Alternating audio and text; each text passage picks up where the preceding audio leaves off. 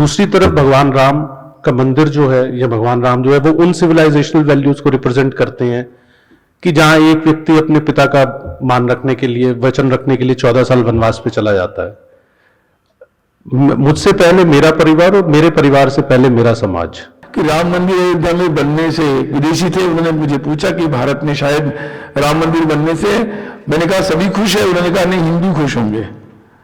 मैंने कहा नहीं, हिंदू क्यों खुश होंगे, हिंदू क्यों खुश है, मुसलमान भी खुश होंगे। मैंने कहा मुसलमान क्यों खुश होंगे, मैंने कहा मुसलमान के रिश्तेदार है क्या बाबर, थोड़ी ना रिश्तेदार है। मैंने कहा अगर बाबर का उनका कोई रिश्ता है तो बाबर के विक्टिम है, वो कोई रिश्तेदार थोड़ी है। और जो भारत में मुसलमान है उन्होंने थोड़ी राम मंदिर तोड़ा था। तो मैंने कहा अगर गलत रिश्तेदारी कोई बनाएगा तो फिर गलत साइड में खड़ा होगा, फिर गलत सारी प्रॉब्लम खड़ी होगी। सही रिश्तेदारी समझ में आ गई तो प्रॉब्लम सॉल्व हो जाएगा। तो मैं हमेशा ये बात कहता हूं कि 1947 के बाद इस देश में 85% हिंदू थे। अगर हमें राम मंदिर बनाना होता तो हम बना ही लेते, मतलब अगर हम अपने पे उतर आते, जो हमने 1992 में थोड़ा सा डेमोन्स्ट्रेशन भी दिया। जहां अस्तित्व का प्रश्न है, अस्मिता का प्रश्न है, अपने पहचान का प्रश्न है, वहां संघर्ष करना चाहिए। श्रद्धेय अनीश जी, माननीय सुनील आम्बेकर जी, मेरे मित्र, और जो है राजीव तुली जी जो प्रकाशक भी हैं अब मेरे, और अमित वार्ष्णेय जी, और प्रभात कुमार जी।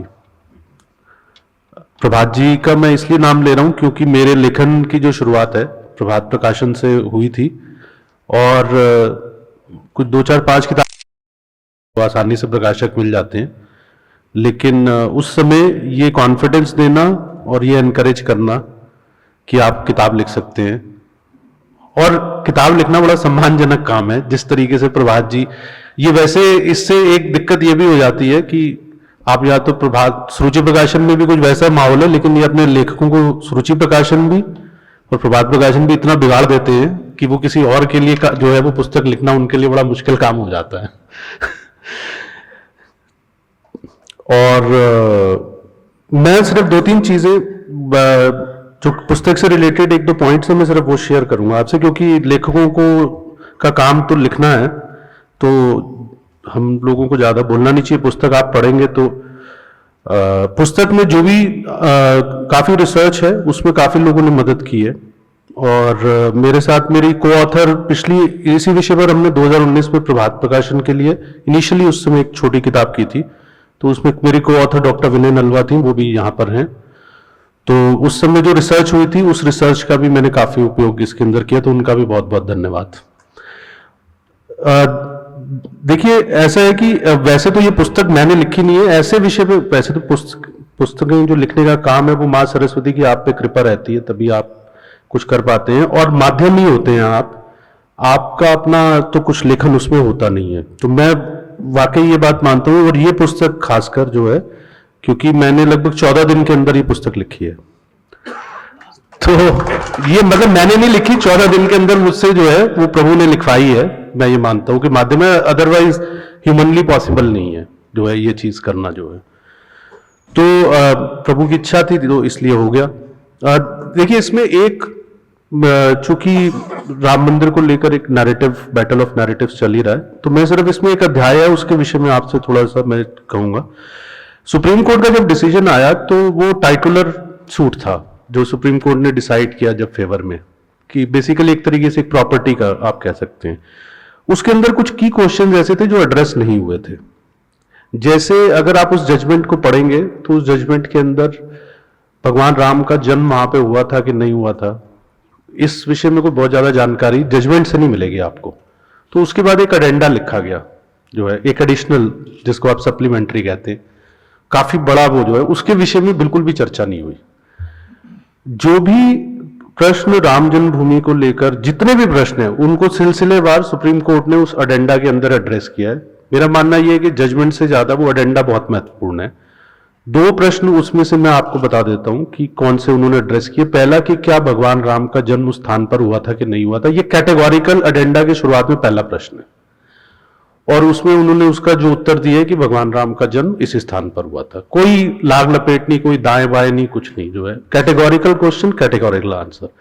और फिर एविडेंस। दूसरा, उन्होंने एक बड़ा डिटेल चैप्टर दिया है लेफ्ट के हिस्टोरियन, लेफ्टिस्ट हिस्टोरियंस पे, और उन्होंने जो एविडेंस पेश किए थे उसका जो सार है, और उन्होंने इन शब्दों का इस्तेमाल भी किया है कि नेशन के साथ, देश के साथ इन्होंने फ्रॉड किया, ठीक है ना, इंटेलेक्चुअली बहुत डिसऑनेस्ट लोग हैं, और इन्होंने जिन चीजों के विषय में इनकी जानकारी नहीं थी उन चीजों के विषय में इन्होंने गलत जानकारियां दी, और कोर्ट को भी गुमराह किया, देश को भी गुमराह किया। ये आपको एडेंडा में सुप्रीम कोर्ट की जो ऑब्जर्वेशंस हैं ये आपको मिल जाएंगी उसके अंदर।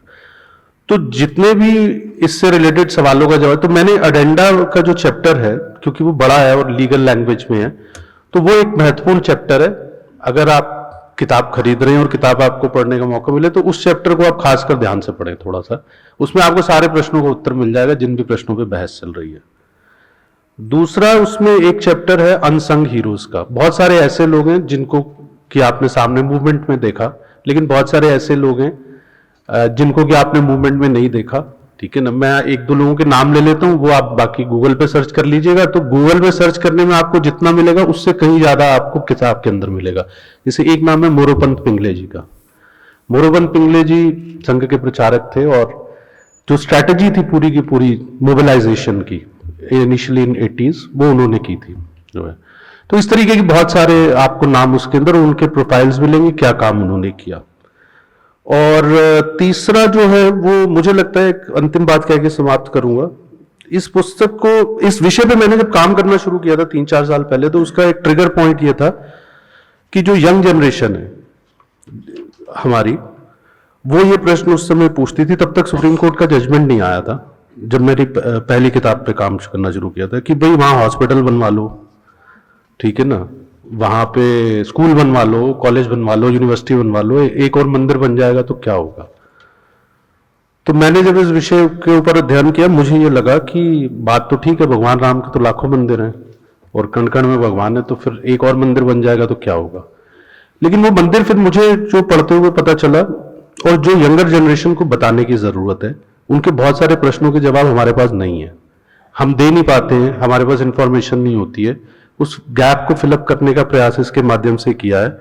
और आप इग्नोर नहीं कर सकते, आप उन्हें सिर्फ ये कह के झटक नहीं सकते कि अरे तुम जो है लेफ्ट लिबरल हो। लेफ्ट लिबरल तो मैं मानता ही नहीं, वो तो ऑक्सीमोरॉन है, लेफ्ट लिबरल हो, ठीक है। तो आप उनको झटक नहीं सकते, आपको उनके प्रश्नों को। और देश में एक बहुत बड़ी जनरेशन ऐसी है जो आप राम जन्मभूमि के ऊपर, जिसको अभी भी कन्विंस करने की जरूरत है कि राम जन्मभूमि क्यों जरूरी थी। हमारे इकोसिस्टम में एक हम लोगों के साथ, मतलब मैं लेखक के तौर पे आपसे ये कह रहा हूं कि ये हो जाती है कि हम लोग प्रीचिंग टू द कन्वर्टेड वाले मूड में रहते हैं। अपना एक्सपेंस भी बड़ा हो गया विचारधारा का, तो जो लोग हमारे से सहमत हैं, हम उन्हीं को ही, हम जो है वैसा ही विषय लिखते हैं, वो पहले से सहमत है उस विषय में, उसके बियॉन्ड जाने की मुझे लगता है जरूरत है। तो ये गैप फिल करेगी कि ये जो मंदिर बना, ये सभ्यतागत मूल्यों की लड़ाई का प्रतीक है। इसीलिए किताब का टाइटल भी how Hindus one 500 year long civilisational war. तो ये सिविलाइजेशनल वॉर कैसे थी? आपकी लड़ाई इस बात पे थी कि एक तरफ बाबर है, जो बाबरी मस्जिद है वो उस सिविलाइजेशनल वैल्यूज का प्रतीक है कि अगर आप मेरे धर्म में या मेरे से अगर आप एग्री नहीं करते हो तो आपको एग्जिस्ट करने का अधिकार नहीं है। दूसरी तरफ भगवान राम का मंदिर जो है, या भगवान राम जो है, वो उन सिविलाइजेशनल वैल्यूज को रिप्रेजेंट करते हैं कि जहां एक व्यक्ति अपने पिता का मान रखने के लिए, वचन रखने के लिए 14 साल वनवास पे चला जाता है। मुझसे पहले मेरा परिवार और मेरे परिवार से पहले मेरा समाज, इन मूल्यों को रिप्रेजेंट बेसिकली, जिसको आप भगवान राम कहते हैं, भगवान राम जो है इन मूल्यों को रिप्रेजेंट करते हैं। तो मैं हमेशा ये बात कहता हूं कि 1947 के बाद इस देश में 85% हिंदू थे। अगर हमें राम मंदिर बनाना होता तो हम बना ही लेते, मतलब अगर हम अपने पे उतर आते, जो हमने 1992 में थोड़ा सा डेमोन्स्ट्रेशन भी दिया कि अगर हिंदू अपने पे उतर आए तो। लेकिन फिर भी 47 से लेके अभी तक इतनी लंबी लड़ाई लड़ी, लीगल लड़ाई लड़ी, सुप्रीम कोर्ट में जो है, हाई कोर्ट में जीते, फिर सुप्रीम कोर्ट में गए। तो क्यों? उसका कारण बड़ा सिंपल सा ये है कि अगर हम जबरदस्ती बना लेते तो जिन सिविलाइजेशनल वैल्यूज के लिए हम लोग लड़ रहे हैं वो सिविलाइजेशनल वैल्यूज डिफीट हो जाती। तो इसीलिए आप देख रहे हैं, काशी की बात हो या मथुरा की बात हो, तो एक थ्रू कॉन्स्टिट्यूशनल प्रोसेस जाने की बात हो रही है। तो ये सिविलाइजेशनल वैल्यूज की लड़ाई है। और मेरा अपना मानना यह भी है कि जब तक ये संसार रहेगा, ये माया का खेल है, तब तक सुरों और असुरों के बीच में संघर्ष चलता रहेगा। कोई अंतिम विजय किसी की नहीं होने वाली है। कभी सुर भारी, कभी देवता भारी होते हैं, कभी धर्म भारी होता है, कभी अधर्म भारी होता है। तो जर्नी इज द डेस्टिनेशन जो है। तो ये संघर्ष में कभी कभी क्या है, हम लोग फ्रस्ट्रेट भी हो जाते हैं ना कि इतना कुछ हो गया, फिर ये बार बार उठ के खड़े हो जाते हैं। तो हमने अपने यहाँ पुराणों में भी पढ़ा है, सब जगह पढ़ा है कि ऐसा ही कभी हम पढ़ते ही हैं कि कभी इंद्र का सिंहासन जो है दैत्य छीन लिया करते थे। तो वैसी ही स्थिति जो है वो हमेशा रहेगी। कभी वो भारी होंगे, कभी हम भारी होंगे। हम धर्म की तरफ हैं, धर्म की तरफ से लड़ रहे हैं, तो हमारे को इस चीज का सेटिस्फेक्शन है। तो इसलिए ये लड़ाई चलती रहेगी। मुझे लगता है कि इस लड़ाई में अब बैटल ऑफ नैरेटिव्स है, ये किताब एक गैप फिल करने का प्रयास करेगी। और किताब में जितनी भी अच्छी चीजें हैं वो मेरे मित्रों ने जो मुझे सहयोग किया उसकी वजह से हैं, और जितनी भी गड़बड़ियां हुई हैं उसका कुल मिलाकर जो जिम्मेदार है वो मैं हूं, विशुद्ध रूप से अकेले। धन्यवाद। आज विशेष रूप से हमारे बीच में उपस्थित आध्यात्मिक गुरु श्री अनीश जी को प्रणाम। आज के इस विशेष कार्यक्रम में सुरुचि प्रकाशन के द्वारा ये विशेष पुस्तकों का विमोचन आज हो रहा है, और सुरुचि प्रकाशन के सभी राजीव जी और रजनीश जी और सभी लेखक हमारे सभी मित्र ही हैं, अरुण आनंद जी, अमित जी, तो सभी को बहुत बधाई। और आज ये जो पुस्तकों का विमोचन हुआ है, तो संयोग ऐसा हुआ कि दोनों पुस्तकें मुझे देखने का मौका मिला, और ये कॉमिक्स तो मैंने वर्ड टू वर्ड मतलब शब्दशः पढ़ने का मौका मिला, तो काफी अच्छा है। और प्रभावी रूप से अभी इसमें कुछ मुझे तुरंत कमेंट नहीं करना, क्योंकि जो मुझे कमेंट करनी थी मैंने छपने से पहले कर दी, और उन्होंने शायद उसमें वो सारे चेंजेस भी कर दिए हैं, इसलिए अच्छा है, बहुत बढ़िया। तो बधाई, क्योंकि अरुण आनंद जी की पुस्तक तो अंग्रेजी में है, शायद बाद में हिंदी आएगी, तो मतलब रेंज बड़ी है, मतलब बिल्कुल केवल अंग्रेजी पढ़ने वालों के लिए भी है, और बिल्कुल बालक जो बिल्कुल हिंदी में कॉमिक्स पढ़ना चाहते हैं उनके लिए भी। तो सुरुचि की ये मार्केटिंग स्ट्रैटेजी अच्छी है। तो ऐसी ही मतलब ऐसी ही रेंज इतनी बड़ी रखे, और साथ में अब ये आजकल ऑडियो वीडियो ये सारे फॉर्मेट अब बड़े महत्वपूर्ण हो गए हैं। तो मुझे लगता है ये सारे विषयों की चिंता अब सुरुचि प्रकाशन निश्चित करेगा, ये अपेक्षा। तो आप सबको राम जन्मनवमी की बहुत बहुत शुभकामना, और जय श्री राम हम सबके लिए। और जय श्री राम। हम सब भाग्यशाली है कि मतलब वास्तव में ऐसे लगता है कि राम का युग प्रारंभ हो गया, क्योंकि हम उस युग में हम लोग उपस्थित हैं। मैं कई बार कल्पना करता हूं कि जब मैं ये राम मंदिर का जब प्राण प्रतिष्ठा हो रही थी, तो मैं कल्पना कर रहा था कि वो लोग कितने भाग्यशाली होंगे कि जब हजारों साल पहले अपने दक्षिण में मतलब रावण का वध करने के बाद, उसका पराजय करने के बाद भगवान श्री राम अयोध्या में आए होंगे, और तब पूरे अयोध्यावासी और देश विदेश के सब जो प्रमुख प्रतिनिधि थे वो वहां उपस्थित हुए थे। और वो कितना मतलब अद्भुत आध्यात्मिक प्रसंग होगा कि कैसी एक अनुभूति होगी मतलब। तो मुझे लगा कि ये जो प्राण प्रतिष्ठा का कार्यक्रम था उसमें ही उसी प्रकार से देश के सब प्रमुख लोग आए, पूरे देश भर में उसको मनाया जा रहा है। तो मुझे लगा कि ये ऐसा उस समय ही हुआ होगा, और हम उतने हजारों वर्षों के बाद हम लोग ऐसे भाग्यशाली लोग हैं कि हमें इस समय जब भगवान श्री राम के प्राण प्रतिष्ठा मंदिर हो रहा है उस समय हम मनुष्य जीवन प्राप्त किए हैं। ये वास्तव में बड़ा अद्भुत ऐसा अनुभूति मुझे हुई, और मुझे लगता है कि मतलब इसका वर्णन मैं नहीं कर सकता, शायद हमारे आध्यात्मिक गुरु है वो शायद इसका वर्णन कर पाएंगे, लेकिन मेरे पास तो इसके लिए शब्द नहीं है। लेकिन एक सामान्य व्यक्ति की तरह मेरी अनुभूति जो थी वो मुझे लगा कि आपसे मैं इसको बताऊं कि किस तरीके से अनुभूति उस दिन हो रही थी। और जब भी उसका स्मरण होता है तो वास्तव में उसका एक अलग ही एक आनंद प्राप्त होता है। और ये आनंद वास्तव में जिनको समझ में आया वो भाग्यशाली है, लेकिन जिनको समझ में नहीं आया उनको भी ये आनंद समझ में आए, ये अनुकंपा जो और राम जी की जो है वो उन तक भी पहुंचे, ये मुझे लगता है कि हर राम भक्त का कर्तव्य है और ये महत्वपूर्ण कर्तव्य है।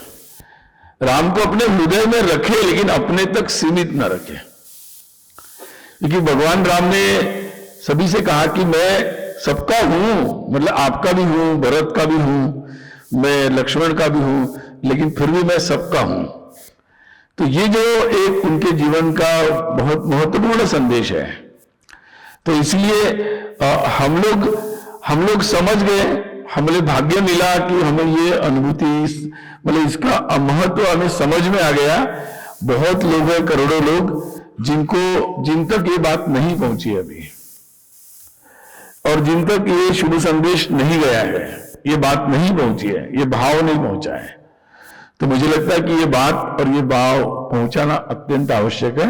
और इस दृष्टि से ये जो महत् कार्य है, विभिन्न प्रकार के माध्यमों से ये पहुंचाना, ये मुझे लगता है कि बहुत ही अच्छा कार्य हुआ है। और इस बार बड़ी अच्छी बात थी कि हमारे सभी प्रचार माध्यमों ने, भारत के सभी प्रचार माध्यमों ने बहुत सकारात्मक रूप से, एक पूरे भाव से, मतलब ये बात सभी लोगों तक पहुंचाई। और ये मतलब वो बिल्कुल साधुवाद के पात्र है, क्योंकि उनके कारण करोड़ों करोड़ों लोगों को उसकी प्रत्यक्ष अनुभूति मिली, उस भाव की भी अनुभूति मिली, उसका वर्णन सुनने को मिला, पढ़ने को मिला, देखने को मिला। तो वास्तव में एक उत्सव बन गया। मुझे याद है उस दिन अयोध्या में था, तो अयोध्या में मतलब वो घटना बताने से पहले पहला पृष्ठभूमि बताना जरूरी है, क्योंकि मैं नागपुर का हूं और 83 में मेरा जस्ट 10th हुआ था, और नागपुर भारत में एकता यात्रा निकली थी। एकता यात्रा 83 में, एकता यात्रा देश के तीनों कोनों से नागपुर में आकर एकत्रित हो गई और वो पूर्ण हो गई, वहां पूर्ण होती वहीं हो गई नागपुर में। और बिल्कुल एक जस्ट स्कूल से निकले हुए युवा के रूप में मैंने नागपुर में उसके स्वागत का अनुभव लिया, और उसके देखने के लिए जिस प्रकार से लोग आ रहे हैं, पूरा समाज आ रहा है, और उसका पूरा वर्णन हम लोगों ने, जो सारे यात्राओं का अनुभव लेकर नागपुर आए थे, उनका हमने मतलब एक एक से अनुभव जो पूरा सुना, ऐसे लग रहा था कि मतलब जो भारत है वो भारत एक अद्भुत है, उसकी अनुभूति उस दिन हो रही थी। लेकिन देख रहा था कि धीरे धीरे राम जन्मभूमि का विषय शुरू हुआ, और कैसे कैसे प्रश्न उठाए जा रहे थे, कैसे कैसे वर्णन किए जा रहे थे, मतलब लगता था कि हम कहाँ हैं, मतलब शायद ब्रिटिश काल में भी ऐसे वर्णन नहीं हुए होंगे।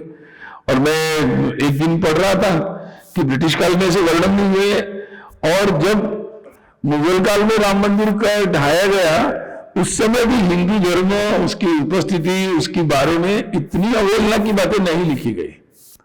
कुछ दिनों पहले मैंने अलीगढ़ मुस्लिम यूनिवर्सिटी से सूची मंगवाई थी कि भाई वहां कौन से हमारे आध्यात्मिक ग्रंथ है जिनके पर्शियन भाषा में, उर्दू भाषा में, अरबी में अनुवाद हुए हैं और जिसकी उपलब्धता है।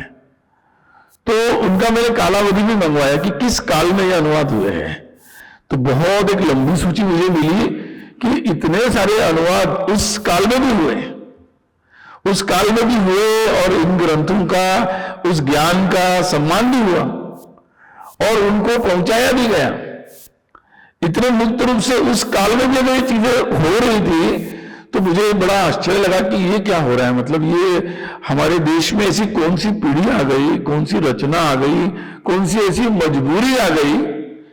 मेरे जैसे विद्यार्थी को लगता था कि क्या हम कौन से काल में चल रहे, कौन सी परिस्थिति, कोई विदेशी ऐसे लोग हैं कि जो राम के विरोधी है, उनकी सरकार है, कहां से लोग आ गए, किनका दबाव है, किनका भय है, किसके कारण ये हो रहा है। तो जब, और मुझे लगता है कि यहां बैठे हुए लोगों को मुझे उसका वर्णन करने की जरूरत नहीं है, लगातार चल रहा था। परंतु जब मैंने उस दिन जब अयोध्या में प्राण प्रतिष्ठा हो रही थी तो बहुत बड़ा एक मीडिया सेंटर बनाया गया था और मीडिया सेंटर में मुझे लगता है 500 से ज्यादा ही सब पत्रकार थे और बहुत सारे स्क्रीन्स लगाए थे, हर चैनल वहां दिखाया जा रहा था, कितने सारे लोगों की बैठने की व्यवस्था थी, सब बैठे हुए थे। और मैं तो मंदिर परिसर में था, लेकिन हमारे जो कई सारे कार्यकर्ता थे वहां से लगातार वो मुझे वीडियो भेज रहे थे वहां का कि कैसे चल रहा है, क्या चल रहा है, वीडियो, फोटो और ऑडियो में सुना रहे थे मुझे। तो उन्होंने मुझे जो जैसे ही प्राण प्रतिष्ठा का दृश्य हुआ उन्होंने मुझे वहां का फोटो भेजा। सारे पत्रकार लोग खड़े होकर जय श्री राम कर रहे और ऐसा ही उत्साह, तो मुझे एकदम पूरा जैसे फिल्म की तरह पूरी रिवर्स फिल्म चली कि कहां से गाड़ी शुरू हुई थी और कहां पहुंची, और मेरे लिए वो भी प्राण प्रतिष्ठा जितना ही एक सुखद अनुभव था। और इसलिए मैं इसलिए कह रहा था कि मैं उस दिन के लिए तो सभी लोगों को, मीडिया के लोगों को भी साधुवाद लगातार देता हूं। तो ये परिवर्तन यूं ही नहीं हुआ है, ये परिवर्तन की भी बहुत एक लंबी गाथा है। मतलब इसमें भी जैसे 500 वर्षों का संघर्ष है, वो भी वो संघर्ष तो शायद विदेशियों से था। वो संघर्ष में साफ था कि कौन आगे कौन सामने है, आपके बिल्कुल साफ था और इसलिए सीधा संघर्ष था। उस सीधे संघर्ष में अपनों से संघर्ष नहीं करना था, अपनों से नहीं था वो संघर्ष। वो संघर्ष विदेशियों से था, विधर्मियों से था, जो शायद आपकी आस्थाओं को सम्मान नहीं करते, जो शायद आपकी श्रद्धा को नहीं समझते, आपके श्रद्धा स्थान को सम्मान नहीं करते, उनसे वो संघर्ष था। परंतु और उसमें बहुत सारे लोगों ने किसी भी बात की परवाह न करते हुए, किसी भी बात की, उन्होंने अपना ये संघर्ष जारी रखा। और इसलिए भारत के इतिहास में नहीं, विश्व के इतिहास में इतना व्यापक संघर्ष अपने देश के सम्मान के लिए, इसलिए वो कहते ना कि ये मिट गए, यूनान मिश्र मिट गए, मिटती हस्ती, मतलब ये जो कहा गया है वो वास्तव में एकदम सच है। क्योंकि मिट्टी तो उनकी हस्ती है जो अपने सिद्धांतों को, अपने प्रतिष्ठा को, अपने स्वाभिमान को छोड़ देते अपने व्यवहारिक जीवन के लिए। लेकिन वो समाज जो अपने व्यवहारिक जीवन को दांव पर लगा देता है, अपने रोज के जीवन को, लेकिन अपने स्वाभिमान को नहीं छोड़ता, उसकी हस्ती रह जाती है, वो भारत की हस्ती है। मतलब और इसीलिए हमारे लिए राम का मतलब ये बहुत महत्वपूर्ण है। और इस दृष्टि से मुझे लगा कि ये एक बहुत ही अत्यंत महत्वपूर्ण हमारे देश के हजारों वर्षों के इतिहास में ये एक ऐसा ऐतिहासिक स्थान है, क्षण है कि जो आने वाले कितने सालों तक वो माना जाएगा, समझाया जाएगा। कभी कभी लोग पूछते हैं कि अच्छे काम के लिए समय भी लगता है। अब राम मंदिर बना तो राम मंदिर के लिए थोड़ा समय ज्यादा लगा। क्यों लगा? तो मंदिर ऐसा बनना चाहिए, ये हमारा भगवान राम का मंदिर है, तो 1000 वर्ष तक कम से कम ये किसी तूफान से, आग से, भूकंप से, किसी भी तरीके से इसको धक्का नहीं लगना चाहिए। तो नींव बनने में थोड़ा टाइम ज्यादा लगता है, बहुत टाइम लगता है नींव बनने में। और इसलिए नींव देखना पड़ता है कि वो कैसे होगी, मजबूत कैसे होगी, कितने धक्के खा पाएगी और कैसे रहेगी। जब जिस मंदिर की नींव मजबूत होगी वो कभी नहीं टूटेगा, लंबे समय तक चलेगा। तो समाज भी ऐसा ही है, समाज की नींव मजबूत होना जरूरी है। जिस समाज के तत्व मजबूत होते हैं, जिस समाज की श्रद्धा मजबूत होती है, जिस समाज का ज्ञान मजबूत होता है और जिस समाज का अभ्यास मजबूत होता है, वो समाज हजारों वर्षों तक चलता है। लेकिन जो समाज मनुष्य है, वस्तु नहीं है। क्योंकि वस्तुएं ईंट को रख दिया, सीमेंट को रख दिया तो वो अपने हिसाब से चलती रहेगी। मनुष्य को दिमाग भी है, तो उसमें इधर उधर का बिखराव की संभावना रहती है। और अगर वो कई बार लोग पूछते हैं, मैं आजकल संघ की जिम्मेदारी है, तो कई लोग पूछते हैं कि भाई संघ की शताब्दी आ रही है तो संघ को 100 वर्ष क्यों लगे? मैंने कहा भाई संघ 5 साल वाले हिसाब के लिए तो संघ काम नहीं करता। संघ तो हजारों वर्ष के लिए ऐसे समाज को, ऐसे राष्ट्र को विकसित करना चाहता है, बनाना चाहता है कि जो ऑटो मोड पे चले, अपने आप ही ऐसा मजबूत हो जाए, अगर कोई कमी आ जाए तो अपने आप ही उसकी शुद्धि हो जाए। ऐसे समाज बनाना चाहता है, तो उसके लिए ऐसी बिल्डिंग अगर समाज की बनानी है तो नींव बनाने में थोड़ा टाइम लगता है, काफी काम इसकी भी करना पड़ता है। अगर नींव पक्की हो जाए तो फिर गाड़ी चल पड़ेगी। इसीलिए कभी कभी बड़े मजबूत काम करने के लिए समय लगता है और समय लेना चाहिए। अगर अच्छी, कई लोग हैं, कई लेखक हैं बड़े, मैंने तो मतलब इन्होंने बताया अनेकों पुस्तक, अनेक वगैरह नहीं, अनेकों छोटी छोटी पुस्तक लिखी है। पुस्तक मैंने एक ही लिखी, उसका अनुवाद था, क्योंकि मुझे पता है एक पुस्तक लिखने में बहुत परिश्रम होता है। कुछ है लोग जो बारी बारी से पुस्तकें लिखते रहते हैं, मुझे तो पता लगने लगता कि हाउ दे राइट इट। तो मुझे पता है कि अरुण आनंद जी ने इसके लिए भी काफी प्रयास किया। अब अगली किताब भी लिख रहे हुए, उसके लिए भी बहुत लंबा हर महीने में 15 दिन मुझे लगता है लगातार लगा रहे। तो ये एक लंबा, कोई भी काम करना है तो एक बड़ा मतलब लंबा परिश्रम का काम होता है, और उसके लिए बड़ा परिश्रम का काम करना होता है। राम के संदर्भ में 2-3 बातें केवल बताना चाहूंगा। एक महत्व का विषय होता है राम का मतलब राम राज्य। अब कई लोग सोचते हैं कि आज के जमाने में राम राज्य संभव है क्या? मतलब क्या मनुष्य इतने प्रामाणिक हो सकते हैं? क्या राम के समय के अनुसार इतनी प्रामाणिकता से, इतने परस्पर प्रेम से, इतने न्यायपूर्ण तरीके से, इतने लोगों के लिए एक दूसरे की चिंता करने वाले धर्म के मार्ग से लोग चल सकते हैं क्या? ऐसे कभी कभी लोगों के मन में, तो उनको लगता है राम राज्य एक कल्पना है, मतलब जो सबने कहना है एक दूसरे को और चलते रहना है। नहीं, मैं ऐसा नहीं मानता हूं। क्यों? क्योंकि ये शायद दुनिया के बहुत सारे लोगों ने, बड़े बड़े फिलोसोफर, पॉलिटिकल साइंस में तो वैसे क्या बोलते हैं, एजुकेशन से मैं सोशल स्टडीज या ह्यूमैनिटीज का विद्यार्थी नहीं हूं, इसलिए बड़े बड़े जो फादर्स है पॉलिटिकल साइंस के, सोशियोलॉजी के, मुझे पता नहीं है वो फादर्स जो है, economics, father of economics, father of political science, father of क्या क्या, सबके फादर है। मुझे वो फादर तो मालूम नहीं, क्योंकि I am not the student of that studies, लेकिन मुझे उनके ग्रैंड फादर पता है, क्योंकि उनका जन्म भारत में हुआ था, उनके बारे में मुझे पता है।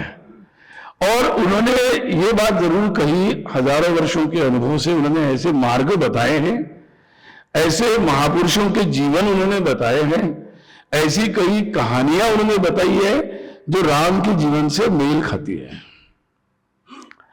ऐसे तत्व बताए हैं और ऐसे तरीके बताए हैं, क्योंकि राम के जीवन में ऐसी शिक्षा है। राम के जीवन में उनके पीढ़ियों का आदर्श है।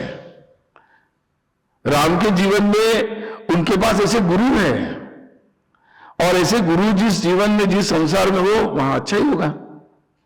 और इसलिए उसके पास राम जैसा राजा है तो अकेला राजा नहीं है, राम का भाई भरत है, वो भी वैसा ही राजा है।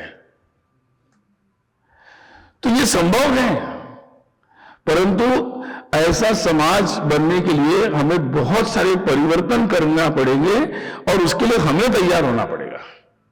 कई बार लोग सोचते हैं कि पॉलिटिकल पार्टी सबसे पहले पॉलिटिकल पार्टी सुधरनी चाहिए, और लेकिन मैं कई बार मानता हूं कि पहले समाज सुधरेगा कि पहले पॉलिटिकल पार्टी और सत्ता सुधरेगी। तो कई बार सामान्यतः हमारे, अभी तो काफी मौसम चल रहा है, सब लोग मतलब यही रखते हैं कि सबसे पहले वहीं सुधर जाना चाहिए, सत्ता का केंद्र। लेकिन मैं इसके एग्जैक्टली उल्टा मानता हूं, और ये प्रक्रिया वास्तव में ऐसी होगी, जैसे जैसे हम सुधरते जाएंगे, सो वी गेट, हमें वैसे वैसे लोग मिलते चले जाएंगे। तो ये हमारी परीक्षा है, हमारा ये मतलब वास्तव में साधना है कि हम हर समय कितनी साधना कर रहे हैं, हम किस तरीके से क्या अपेक्षा कर रहे हैं, और हम किस तरीके से उसमें पार्टिसिपेट कर रहे हैं, हमारा रोल क्या है, वो इंपॉर्टेंट है। हमारा रोल जितना अच्छा होगा, सो वैसे वैसे सुधरता चला जाएगा। हमारे देश में वैसे मैं देखता हूं कि आम गरीब लोग जो है, सामान्य लोग, जिनको लोग ज्यादातर लोग मानते हैं कि वो मतलब ऐसे ही किसी प्रभाव में आ जाते हैं। मैं मानता हूं कि नहीं, हमारे देश में जितने भी परिवर्तन होते हैं या जितनी भी अच्छी बातों के लिए अच्छे परिवर्तन हुए हैं, उसमें सामान्य लोगों ने किसी भी लोभ मोह में ना आकर उसमें बिल्कुल जो देश के हित में, समाज के हित में वो किया है। इसलिए हमें विश्वास रखना चाहिए कि क्योंकि वो लोग, ज्यादातर लोग अच्छे से समझते कि भगवान राम, उनको राम दिखे तो वो राम के साथ खड़े, अगर राम नहीं दिखे तो किसके साथ खड़े हो जाए। ये महत्वपूर्ण प्रश्न है। तो इसीलिए मुझे लगता है कि जो विद्वत जन है, समाज के प्रबुद्ध जन है, उनकी ज्यादा भूमिका है। हमारे देश में तो प्रबुद्ध जन में ही कुछ, ये जो राम जन्मभूमि का प्रश्न खड़ा हुआ, इस प्रश्न के पीछे सामान्य जन का विषय नहीं था। इसमें हमारा जो प्रबुद्ध जन है, इंटेलिजेंसिया, सो कॉल्ड इंटेलिजेंसिया, उनके जो संभ्रम थे, उसका एक बेस्ट एग्जाम्पल, अगर इंटेलिजेंसिया को संभ्रम हो जाए तो राम जैसे विषय पर, राम मंदिर जैसे विषय पर कैसे प्रश्न खड़े होते हैं, इसका एक एग्जाम्पल है। मतलब ये आने वाली पीढ़ियों को एग्जाम्पल के रूप में पढ़ाना चाहिए कि इसलिए हमारे इंटेलिजेंसिया को पोल्यूट नहीं होने देना चाहिए, उनकी बात स्पष्ट रहनी चाहिए। और इसलिए मुझे लगता है कि ये बात बहुत महत्वपूर्ण है। कई बातें कम्युनिकेट होनी चाहिए। मैं कई लोगों से देश में बात करता हूं, विदेशों से बात करता हूं, तो ध्यान में आया कि बहुत सारी बातें अरुण जी अभी भी कम्युनिकेट नहीं है। आज मैं शायद आपको बता भी रहा था कि बहुत सारे लोगों को ये लगता है कि मालूम ही नहीं है उनको, मतलब रोज पेपर में आता है, मीडिया में आता है, वो कहते कि वो मोदी जी आए और मोदी जी ने जमीन दे दी इसलिए मंदिर बन गया। उनको नहीं मालूम है कि कोर्ट में केस चली, कोर्ट में ये हुआ, इतना संघर्ष हुआ, इतने आर्कियोलॉजिकल एविडेंसेस है, उसके बाद ये हुआ। तो मुझे लगता है कि ये बातें बहुत डिटेल में लोगों को कम्युनिकेट होनी चाहिए। संघर्ष अभी कोई एक पॉलिटिकल संघर्ष हुआ ऐसा लोगों को लगता है, किसी एक संस्था ने, किसी एक लोगों ने अपने सत्ता के लिए संघर्ष किया, ऐसा कई लोगों को कम्युनिकेट है ऐसा। ये अभी अभी की बात है। उनको मालूम होना चाहिए कि ये संघर्ष आपके, मेरे, सबके दादा परदादा, दादी परदादी सबने किया है। हम सब उसकी लिगेसी है हमारे पास 500 वर्षों की। और केवल अयोध्या की नहीं, ऐसे जितने भी श्रद्धा के स्थान है, उन सब के लिए ऐसे संघर्ष की कहानी है। धीरे धीरे वो कहानी भी सारी समाज के सामने अच्छे से लानी पड़ेगी। और क्योंकि राम तो हमारे देश में सब भाषा में है, सब जाति समुदाय में है, सब लोक भाषा में है, सब काल में है। मतलब राम तो मुझे लगता है कि हर जगह उपस्थित है भारत में, हर तरीके से है। और इसीलिए आज ये हमारा जो विषय है, समाज में आजकल ये भी चर्चा होती है कि क्या हमें भूल जाना चाहिए या अपने स्वाभिमान के लिए संघर्ष करना चाहिए। अगर अनाठाई संघर्ष नहीं होना चाहिए, लेकिन जहां अस्तित्व का प्रश्न है, अस्मिता का प्रश्न है, अपने पहचान का प्रश्न है, वहां संघर्ष करना चाहिए। वहां जो संघर्ष नहीं करते वो समाज कमजोर रहता है और वो मिट भी जाता है। तो इसलिए वो संघर्ष करना चाहिए। दूसरा प्रश्न आता है कि एक ने मुझे प्रश्न पूछा कि राम मंदिर अयोध्या में बनने से, विदेशी थे, उन्होंने मुझे पूछा कि भारत में शायद राम मंदिर बनने से, मैंने कहा सभी खुश है। उन्होंने कहा नहीं, हिंदू खुश होंगे। मैंने कहा नहीं, हिंदू क्यों खुश होंगे, हिंदू क्यों खुश होंगे, मुसलमान भी खुश होंगे। मैंने कहा मुसलमान क्यों खुश होंगे, मैंने कहा मुसलमान के रिश्तेदार है क्या बाबर, थोड़ी ना रिश्तेदार है। मैंने कहा अगर बाबर का उनका कोई रिश्ता है तो बाबर के विक्टिम है, वो कोई रिश्तेदार थोड़ी है। और जो भारत में मुसलमान है उन्होंने थोड़ी राम मंदिर तोड़ा था। तो मैंने कहा अगर गलत रिश्तेदारी कोई बनाएगा तो फिर गलत साइड में खड़ा होगा, फिर गलत सारी प्रॉब्लम खड़ी होगी। सही रिश्तेदारी समझ में आ गई तो प्रॉब्लम सॉल्व हो जाएगा। तो मैंने कहा बहुत सारे लोगों को खुश है, बहुत लोग, क्योंकि रिश्तेदारी समझ में आ गई है कि रिश्तेदारी हमारी है कहां। तो ये बहुत सारे ऐसे विषय हैं जो समझाने पड़ेंगे लोगों को। और एक विषय है, जैसे कई लोगों ने कहा कि भाई कि मतलब ये जो मंदिर है, मतलब ये जो बातें हैं, तो इसमें उन लोगों को पता नहीं है कि कोर्ट में रिजल्ट हुआ, रिजल्ट के बाद ये रिजल्ट हुआ, रिजल्ट के बाद ये रिजल्ट के बाद मुसलमानों के पक्ष जो थे उनको भी जमीन दी गई और उन्होंने जमीन स्वीकारी और वहां उन्होंने उसके लिए उसका अपना कार्य भी प्रारंभ किया। तो ये बातें देश को और दुनिया को भी कम्युनिकेट होनी चाहिए, क्योंकि मैंने देखा भारत के मीडिया ने जो बहुत अच्छा काम किया, परंतु कुछ पश्चिम में भी कुछ ऐसे मीडिया के सूत्र हैं कि जिन्होंने अभी भी लिखा है कि भाई ये उनको शायद पूरा रिसर्च वगैरह करते नहीं है वो, शायद इसलिए कुछ उन्होंने आधी अधूरी जानकारी दी। तो ये पूरे दुनिया को खड़े होकर बताना पड़ेगा कि भारत क्या है, भारत की परंपरा क्या है, भारत का राम से क्या संबंध है, राम मंदिर क्या है, उसका महत्व क्या है और कैसे ये इससे सभी को खुश होना चाहिए। मैं कई लोगों को कहता हूं कि आप लोग तो ये खुश होना चाहिए कि इतने शांति से और अच्छे से ऐसे कई सारे प्रश्नों का आने वाले समय में समाधान होगा, और पड़ोसी देशों से थोड़ी ना हम सीखेंगे कि मतलब आपस में झगड़ा किया जाए।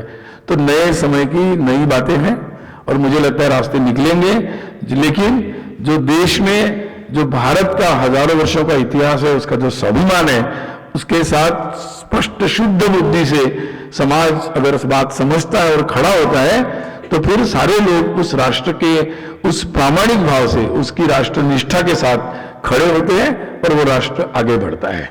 तो यही भारत का भूतकाल था, वर्तमान में कुछ आगे पीछे हुआ होगा, परंतु भविष्य काल भी अच्छा वैसा ही भविष्य काल है। तो इस दृष्टि से आज मुझे लगता है कि राम जी की हम पर कृपा है। रामनवमी के दिन पर हम सब लोग ऐसे पुस्तकों के विमोचन करने के लिए एकत्रित हुए हैं। आपको पुनः एक बार रामनवमी की शुभकामनाएं।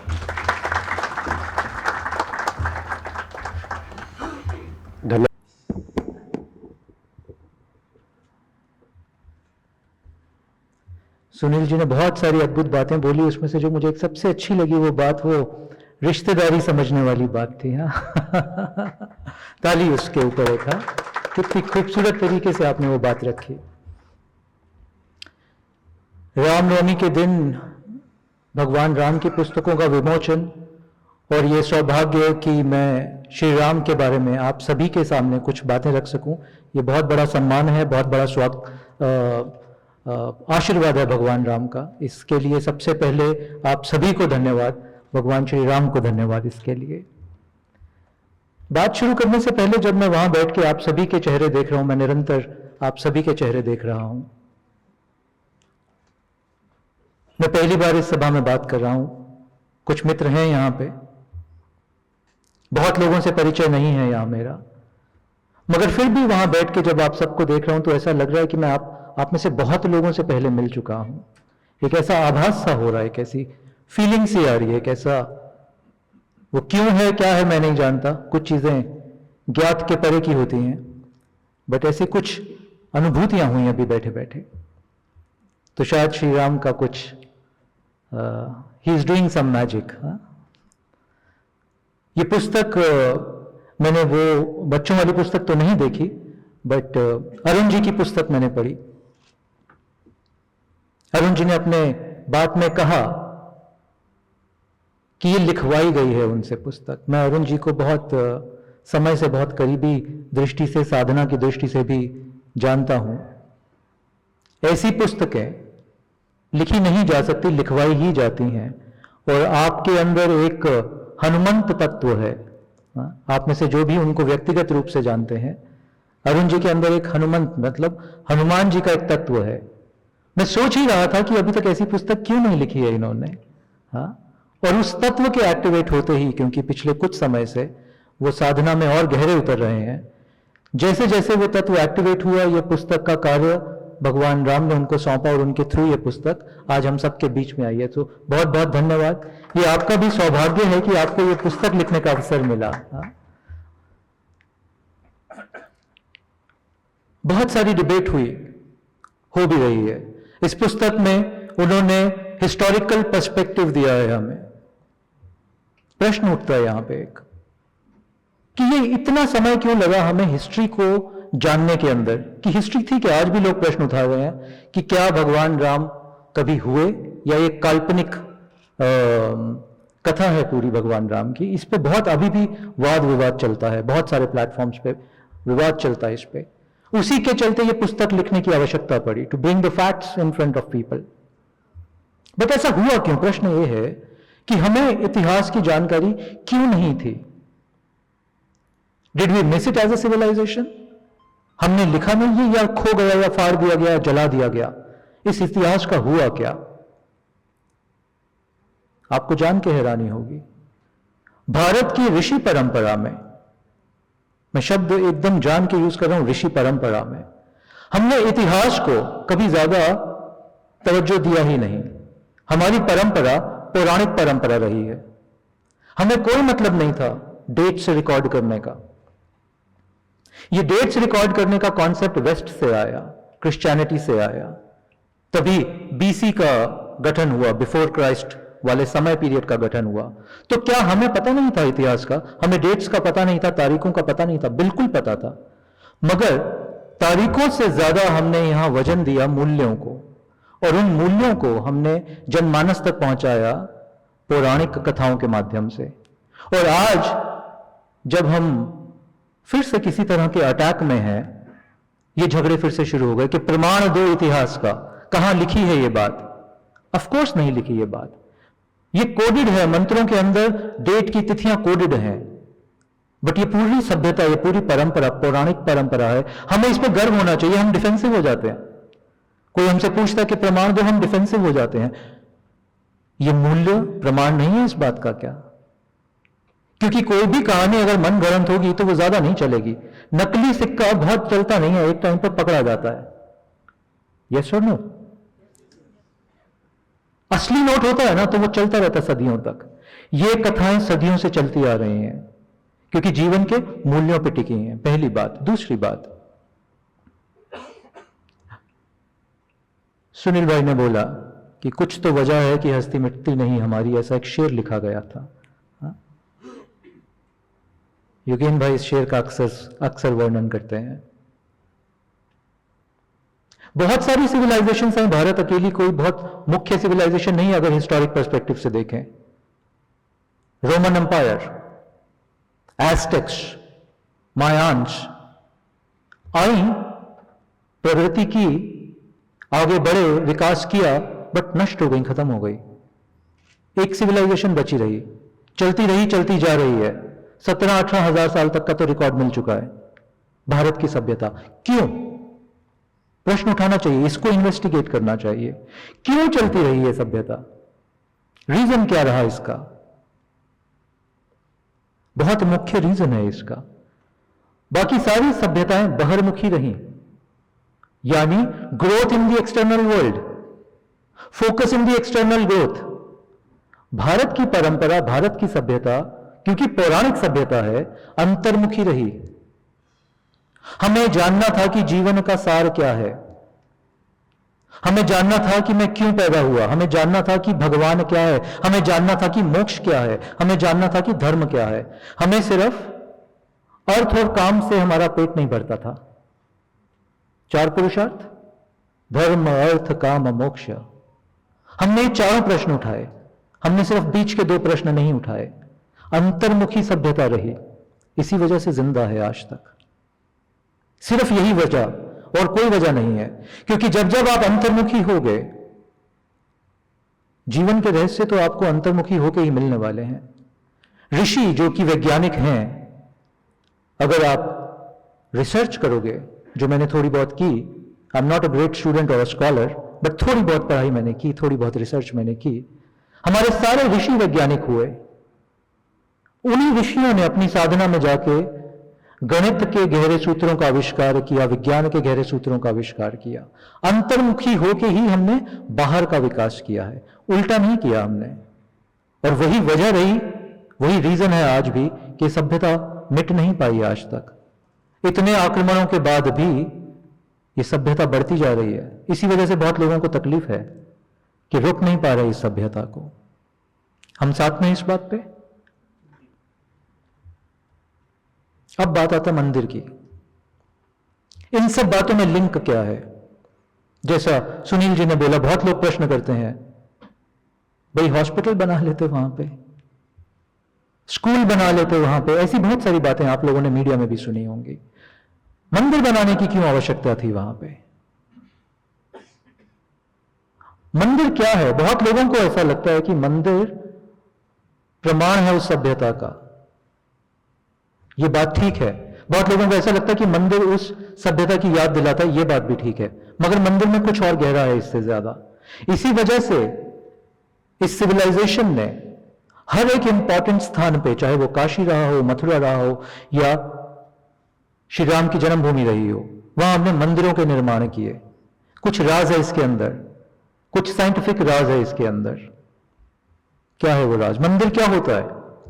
जहां आप जाके घंटी बजाते हैं, दर्शन करते हैं, माथा टेकते हैं, प्रसाद ग्रहण करते हैं, आ जाते हैं, बस काम खत्म? या कुछ और इससे ज्यादा? ये तो मंदिर की बहुत बाहरी तल है। मंदिर का एक भीतरी तल होता है। किसी भी मंदिर में जब डेटी का प्राण प्रतिष्ठा कर दी जाती है, डेटी मतलब उस भगवान की, शिव का मंदिर है तो जब शिव की प्राण प्रतिष्ठा, जिसको अंग्रेजी में बोलते हैं कॉन्सेक्रेशन, जब कर दी जाती है, और अगर उसको कोई योगी करें, कोई ऋषि करें उस प्राण प्रतिष्ठा को, तो मंदिर एक ऊर्जा क्षेत्र की तरह काम करता है। जैसे दिन में बाहर जाते हो आप, तो सूर्य की किरणें तो सभी जगह है ना। मगर बचपन में स्कूल में एक एक्सपेरिमेंट किया था हमने, वो एक मैग्नीफाइंग ग्लास लिया, सूर्य की किरणों से एक पेपर को जलाया। किस किसने जलाया था? सभी शरारती बैठे हैं यहां, सुनील जी।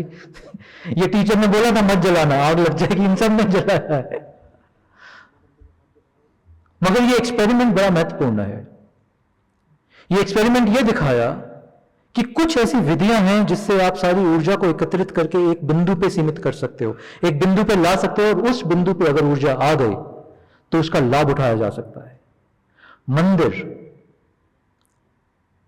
वो वैज्ञानिक फील्ड है, ऊर्जा का, शक्ति का, वाइब्रेशन का। थोड़ा सा मोबाइल बंद कर दें तो मुझे सहायता होगी। मंदिर वो ऊर्जा का क्षेत्र है जहां आप सिर्फ घंटी बजाने, माथा टेकने, प्रसाद ग्रहण करने नहीं जाते। इसके अलावा जिस भी डेटी पे वो मंदिर की प्राण प्रतिष्ठा हुई होती है, उस डेटी के गुणों की ऊर्जा, मैं फिर से दोहराता हूं, उस डेटी के गुणों की ऊर्जा उस मंदिर में विद्यमान हो जाती है। अब जब आप उस मंदिर में जाएंगे, वहां आंख मूंद कर ध्यान करेंगे या प्रार्थना करेंगे, वही ऊर्जा आपके भीतर की ऊर्जा को भी संवेदनशील करेगी। It will impact your energy. वही वाइब्रेशन आपकी वाइब्रेशन को आके मिलने वाली है। इसको हम योगिक भाषा में आभा मंडल भी बोलते हैं। आभा मंडल शब्द सुना है? The aura around your body. जब आप उस क्षेत्र में जाते हो तो आपका आभा मंडल, उस मंदिर की ऊर्जा का आभा मंडल आपस में मिलते हैं। इस मिलने से उन वैल्यूज की कुछ छवि, वैल्यूज जो वो मंदिर दिखा रहा है, जिन वैल्यूज पे उस मंदिर का कॉन्सेक्रेशन हुआ है, वो उस वैल्यूज की कुछ ऊर्जा आपके आभा मंडल में प्रवेश कर जाती है। अब आपने जाने अनजाने, कॉन्शियसली या अनकॉन्शियसली, उस ऊर्जा को ग्रहण कर लिया। वो आपकी चेतना को संवेदन कर दिया उस ऊर्जा ने किसी तल पर। इसलिए मंदिर को बनाने की आवश्यकता है। इसलिए वहां स्कूल, कॉलेज, हॉस्पिटल नहीं बन सकता। क्योंकि अगर सिविलाइजेशन को आगे चलाना है तो सिविलाइजेशन कैसे चलेगी आगे? मैंने बोला अंतर्मुखी मूल्यों से ही सिविलाइजेशन आगे चलेगी, अदरवाइज खत्म हो जाएगी 2-3 हजार साल में। और भारत की सिविलाइजेशन नहीं खत्म हुई क्योंकि अंतर्मुखी मूल्यों पे चल रही थी। अब ये अंतर्मुखी मूल्यों का विस्तार कैसे होगा? बात समझ में, आप कनेक्शन समझ पा रहे हैं? अब ये अंतर्मुखी मूल्यों का विस्तार कैसे होगा? किताब के माध्यम से हो सकता है, बट किताब की लाइफ छोटी है। 50 साल में कीड़ा लग जाता है उसको, पेपर नष्ट हो जाता है। लाइफ छोटी है, किताब के माध्यम से भी होता है। गुरु के माध्यम से भी इन मूल्यों का विस्तार होता है, बट गुरु भी तो ह्यूमन फॉर्म में है। आयु 70, 60, 80, विवेकानंद हुए तो 40 से भी कम। तो ये सिविलाइजेशनल वैल्यूज आगे कैसे बढ़ेंगे? हमें ऐसे स्थानों को निर्माण करना होगा जहां वो ऊर्जा 1000 वर्ष तक तो कम से कम रह सके, कम से कम 1000 वर्ष तक। अनलेस कोई उसको एक्सप्लोड कर दे, उस पर बॉम्ब कर दे तो बात अलग है। अदरवाइज 1000 वर्ष तक तो कम से कम वो जीवित ऊर्जा वहां रहने वाली है। इसलिए मंदिर की importance.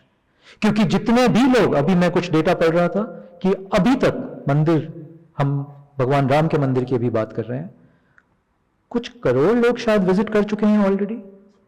I don't know what the exact data is, but जितने लोग भी उस मंदिर को अभी तक जाके दर्शन कर चुके हैं, उनकी चेतना में तो वो मूल्यों ने अपना इम्प्रिंट छोड़ दिया। अब आप उनकी चेतना से डिलीट नहीं कर सकते। चेतना की एक बड़ी खूबसूरत बात होती है, जो छपा अब ये जन्मों तक चलेगा आपके साथ, ये बीज रूप से पड़ गया आपके भीतर। ये चेतना की मजेदार बात है। जो पड़ा वो बीज रूप से पड़ा, सही एटमॉस्फेयर मिलते ही, सही मौसम आते ही, सही मट्टी मिलते ही, सही माली मिलते ही ये बीज अंकुरित हो जाएगा और आप भी ऋषि बन जाओगे। तो कुछ करोड़ लोगों में की चेतना में वो बीज आ चुका है। वो इस जीवन में जागृत हो, अगले जीवन में जागृत हो, हम नहीं जानते, बट मंदिर ने अपना काम कर दिया। अब इस सिविलाइजेशन को रोकना असंभव हो जाएगा। आपको साइंटिफिकली बात समझ में आ रही है? मंदिर की आवश्यकता,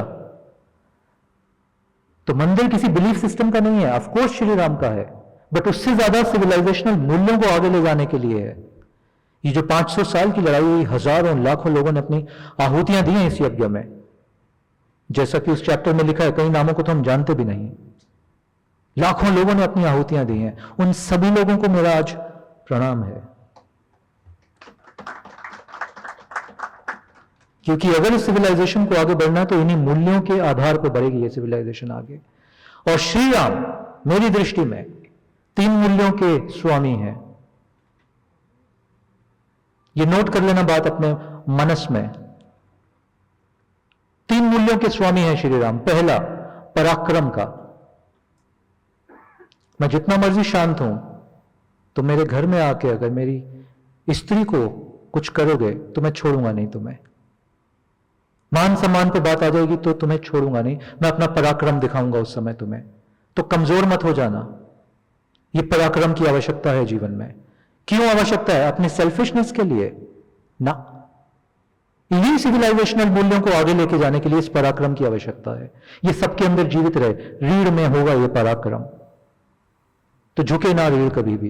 पहला आदर्श भगवान राम का। दूसरा, सेवा। मां ने बोला, बाप ने अगर बोला, 14 वर्ष का वनवास, पांव छुए चल पड़े। सेवा अपनी सारी, क्या बोलते हैं उसको, प्रजा का, प्रजा के प्रति जो पूरा भाव है सेवा का, अपने भाइयों के प्रति पूरा भाव है सेवा का। तो आज हम अपने अपने घरों में स्वामी तो हैं ही, या स्वामिनी तो हैं ही। अपने कार्य क्षेत्र में हम स्वामी स्वामिनीज हैं, यानी लीडर्स हैं किसी पर्सपेक्टिव में। कुछ लोग हमें देखते हैं, चाहे हमारे घर के बच्चे ही हमें क्यों ना देखते हों, एज लीडर्स। तो श्री राम का दूसरा मूल्य सेवा। ये पूरी पृथ्वी सेवा पर टिकी है। ये वृक्ष सेवा करना बंद कर दो ना अपना। अगर आपसे मूल्य मांगने लगे, ऑक्सीजन का, फल जो आप खाते हो, अगर उसका मूल्य वाकई वृक्ष मांगने लगे तो भूखे मर जाएंगे हम सब लोग। चुका नहीं सकते वो मूल्य। वो सेवा भाव है प्रकृति का जो हमारा पोषण कर रही है आज तक, और वही सेवा भाव का आदर्श भगवान राम में।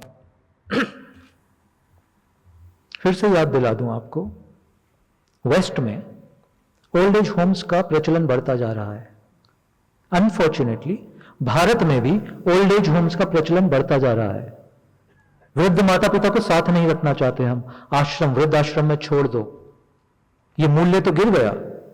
हम तो भगवान राम की बात कर रहे हैं। मां के कहने पे 14 वर्ष का वनवास, हंसी हंसी खुशी खुशी। तो अगर ये वृद्ध आश्रम बढ़ने लगेंगे, यानी वो मूल्य टूटने लगे, यानी सिविलाइजेशनल डेंजर, यानी रुक जाएगा ये विस्तार।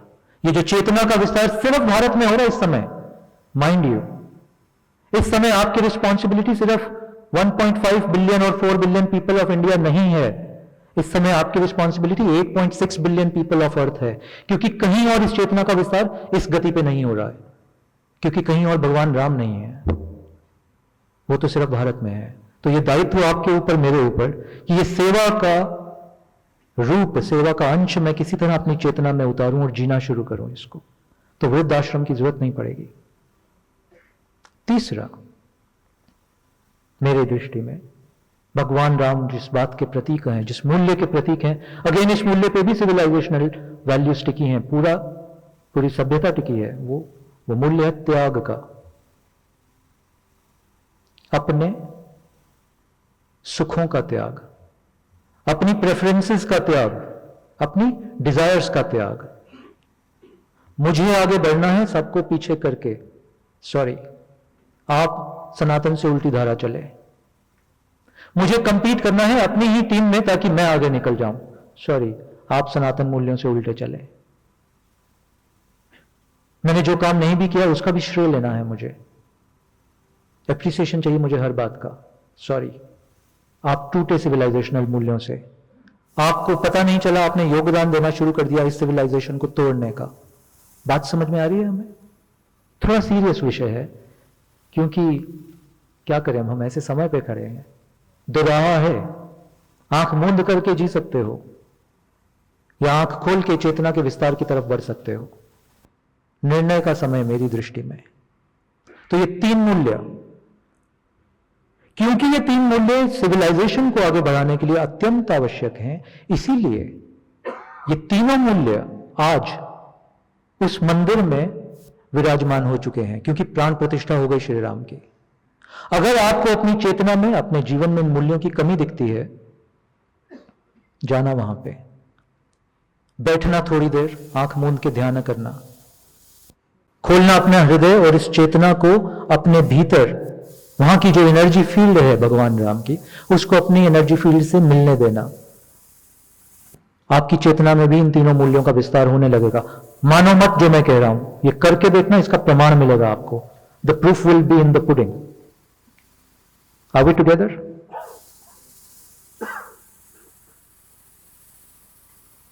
क्योंकि हम तीन मूल्यों की बात कर रहे हैं, सिविलाइजेशनल वैल्यूज की बात कर रहे हैं, मैं चाहता हूं कि हम इसका थोड़ा सा अनुभव कर लें।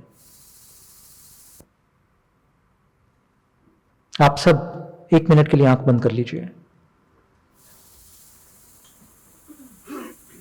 कोशिश करें आपकी रीढ़ सीधी रहे। आंख बंद कर लीजिए, कुछ नहीं है अब देखने के लिए बाहर, एकदम आंख बंद। जब तक मैं ना बोलूं ना खोलिएगा। गहरी सांस लीजिए, एक छोड़ दीजिए, एक और गहरी सांस लीजिए, छोड़ दीजिए, एक और गहरी सांस लीजिए, छोड़ दीजिए। आंखें बंद रखें, अपना सारा ध्यान अपने हृदय की तरफ लाएं, सारी चेतना, सारा अटेंशन, सारा फोकस। हृदय मतलब आपकी चेस्ट के बीच का स्पेस, जिसको हम अनाहत चक्र बोलते हैं। सारा ध्यान एकत्रित कीजिए। ये वही स्थान है जहां हनुमान जी अपनी छाती खोल के श्री राम की तस्वीर दिखाते हैं।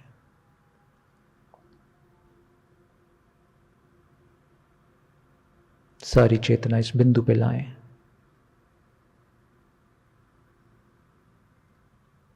अपने हृदय में भगवान राम को स्थान दें, एज इफ कि हनुमान जी की तरह इस समय आपके हृदय में भी भगवान राम का वास है। मन की आंखों से देख पाए तो देखिए इस दृश्य को।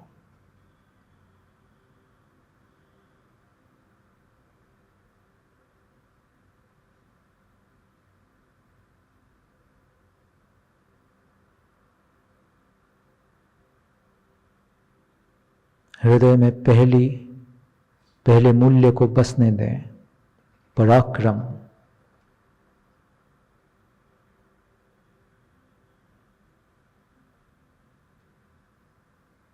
दूसरे मूल्य को विराजमान कीजिए हृदय में, सेवा।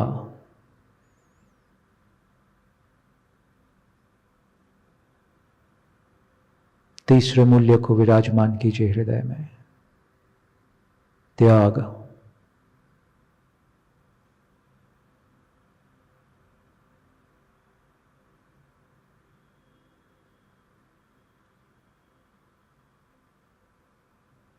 पराक्रम,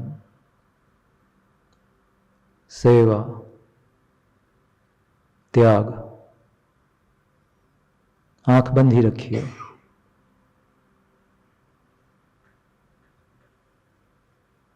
भगवान राम को हृदय में प्रणाम करते हुए 3 बार मेरे साथ बोलिए, नारे की तरह नहीं, बहुत शुद्ध भाव से। जय श्री राम, जय श्री राम, जय श्री राम। धीरे धीरे अपनी आंखें खोल सकते हैं। ओम तत्सत, ओम तत्सत, ओम तत्सत।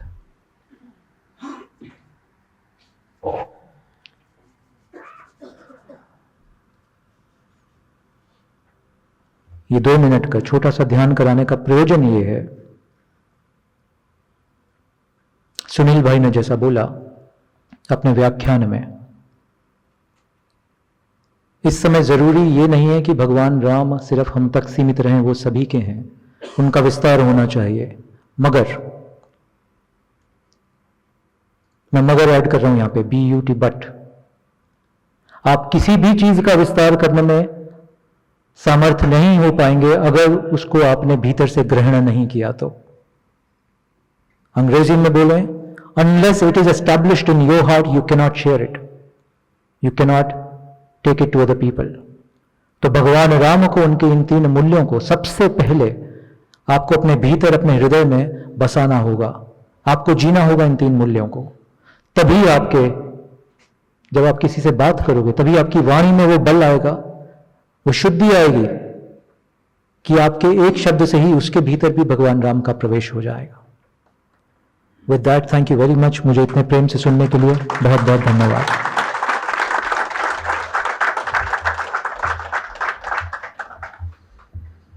धन्यवाद आदरणीय